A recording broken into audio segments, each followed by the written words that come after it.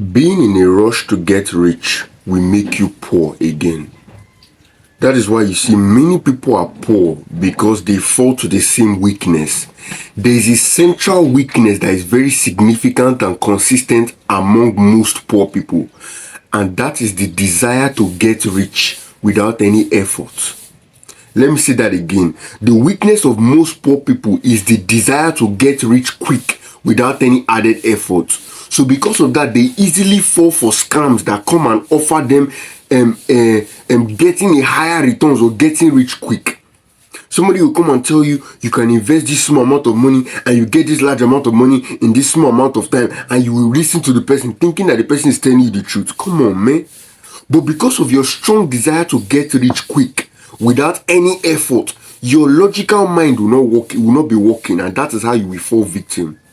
That is why you see it is only among areas where poor people dwell that you will find lottery shops and betting stands. You can never find lottery shops, places where people buy lottery tickets, in places where rich people stay. Neither can you find betting stands, betting shops where people place their bets to win money where rich people stay. It's always among where the seemingly poor people are. That is where you will find those stands there. Because they are selling you a dream. They are selling you a wish. In life, you don't get what you wish for. You get what you work for. And until you understand that, you will never live where you are. Because it is your effort that will take you out of where you are. You have to decide that you are tired of your situation in order to get to where you want to be. You have to sacrifice the man you are today for the man you want to be tomorrow. The man you are today has to die. You have to change your actions and your habits. But it all starts from your mind. I'm not about to start telling you about the law of attraction. The law of attraction is bullshit. But to some degree, it is truth that you must change your mind in order to become the person you want to become. To become a wealthy person, your mind must change. But the difference between that and the law of attraction is that your mind changing means that you are learning new things. But it doesn't stop there. You must also apply those things that you are learning. Except a grain of corn enters into the ground and dies, it abides alone. It doesn't grow. But when it dies, it grows forth and produces a fruitful plant, and it produces a bountiful harvest. Growing at first feels like breaking.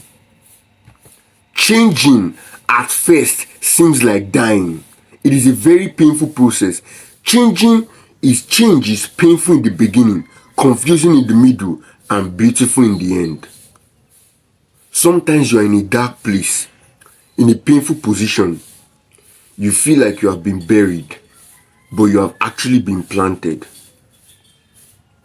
It doesn't matter how long the night is, the morning always comes. Weeping may endure for a night, but joy cometh in the morning. Those that planted their seeds in sorrows and tears shall reap their harvest in joy. But it takes you being willing to believe enough to put that seed in the ground, that it's possible. You have to believe and take action. I'm not telling you to just believe and like all those, so these stupid people say, believe and be telling yourself, I will be successful, I'll be rich. I mean, that's nonsense. Believe and take action. Don't believe and be speaking anyhow. Only speak when you want to do, or do and then say. Don't have a habit of talking anyhow. Take action. Actions speak louder than words. It is not understanding something that makes you great. It is putting to action that thing that you have understood that makes you great. Knowledge is a seed. Understanding is the root, and wisdom is the fruit. People don't pay you for the roots of a tree. They pay you for the fruits of the tree. You know something beautiful. Just because you know something does not mean people will clap for you. It's when you can put that thing you know to action. You can use it to solve somebody's problem, or you can use it to benefit somebody's life by words or by deeds. That is when your life will change. That is why you must seek wisdom. Every single thing you learn, ask yourself, how can I apply it in the real world? And it takes time, my brother. It's painful. It's a hard process. But if you give up, the only guarantee is that it's not going to happen. Therefore, you must focus on the work and you must fall in love with the process. You must be willing to go the extra mile. You must be willing to have a mentality of no limits. I have no limits. I don't believe I have any limits because I have learned to rest and not quit. If I'm tired, I rest and I come back.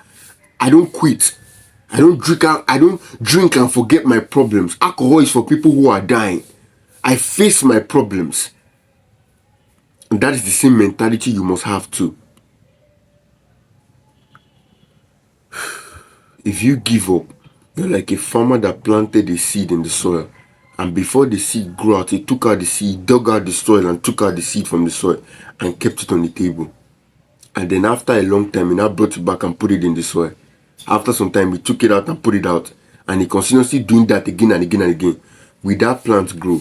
Wouldn't the seed die? That's the same way. That your vision, that your idea, which is a seed, if you keep on giving up and picking it up again, giving up and picking it up again, giving up and picking it up again, there will not be any real progress. And the real progress actually happens in you. You actually become somebody different.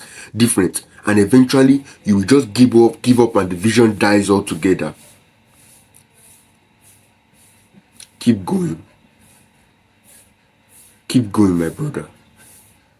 Some people stop because it's hard. Some people start because it's hard. That's the difference between the great men of this world and other people.